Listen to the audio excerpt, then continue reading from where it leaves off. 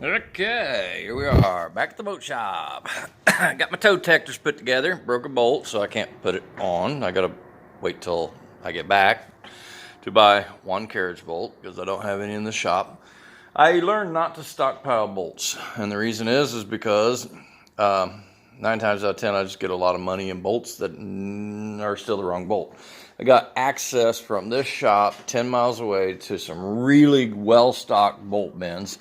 And whenever I run into a bolt issue, I usually just go down there and get exactly what I need, along with, several other things. I usually don't make one trip just for a bolt. But it keeps my, it helps me to stay organized in the shop. I did glance around. I didn't see any carriage bolts in here of that length and that dimension. So I got to buy one of those. And I will next time I get home. But in any event, Sierra Lynn's windshield got installed. I just watched the videos and realized we didn't make an installation video, but we did get it in, and it looks great. I got a chance to enjoy the weekend at home with the family, and this is Sunday. Came in, got loaded, Sunday, May 31st. And I got loaded, and I cleaned out my vacuum cleaner. And the last time I worked on this beast, I would have loved to have gotten all that sanding done, but I got a feeling, well, let's start over. The windshield, that was my third windshield I ever changed, and it was by far my hardest one. And it took all day. So I decided not to come down here Saturday evening. So I'm just now kind of getting in here. I've been in here once today, but not really to work on the boat, mostly to unload the windshield stuff and put the toe detector together. But I did not get a lot of sanding done this weekend. And I stopped up here. I did realize that my 3M pad was not faring very well. It had wore out.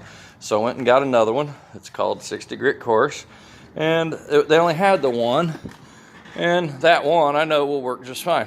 This is something else they had on the shelf. So I guess we get to try something new. And I don't know if it will do as well as that. But I got those. If I sound winded, it's because, well, I've been working, been moving around. All right, here we are. While I was down yonder, I asked for a bigger bulk pack of these, and I discovered in the Festool line, they make a 40 grit.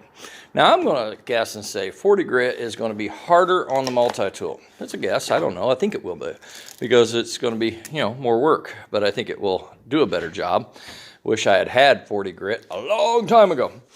But in any event, where did we stop up here?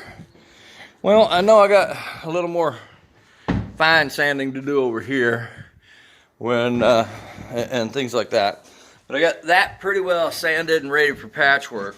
And over here's where I stopped. And the reason I stopped here was because that deck right there has to come out. And I don't know how far out I want to take it. I really don't. This could be taken out. And I could take it all the way back to here. All in one piece. Or I could, because I don't know what's under this. I haven't decided to start dissecting back there yet. And I don't want to this year. And yet, I need some of this out of my way so I can patch over here. So I can put the bulkhead back in. But I got a cut that I put in this thing by mistake right there. It goes all the way through the hull. That's going to be patched. Well, to get that patched, I need some of this out of my way. And I was tired when I was looking at this, and I just wasn't sure how far I was going to go. But I want the patchwork done. And I think what I will do, knowing that I may have to do some form work later, but I think what I will do is take my cutting tool, come back to about right, well, I mean, even that's a nice little dip there, and if I cut it out here, when I go to put this back together, I might forget about that dip and wonder why things ain't fitting. But you get the point. I got the video, and I'm looking at this real hard, but if I come out here and cut down to here and here, I get enough of it out of the way that I can get back in there and sand. Well, I might actually bring it all the way across so I can really get back in there and sand and kind of stop right here and bring it forward. and know that I have to put it back, and know that I didn't really want to dig it out until I put some thought to it.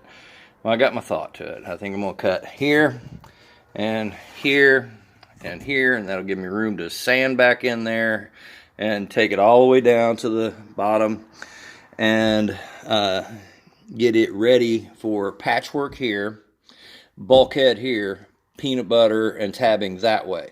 As far as tabbing and peanut buttering the backside, that will be on another day when I rip all the rest of that out and start working from the other side. But for this side, that's the plan.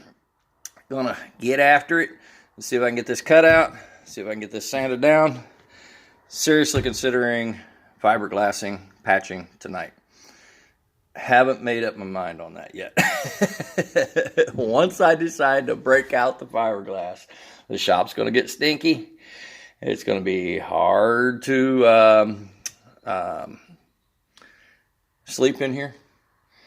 And at the same time, I could always climb under the boat and sand like I wanted to, but I'm really not ready to do that yet until I move those boards over there.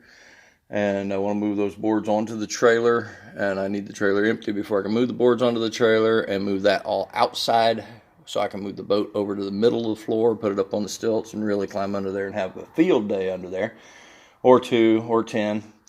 And that's kind of where we're at with this project. So I'm going to start here, and I'm not sure how far I'm going to go tonight. We will see. Have a great day.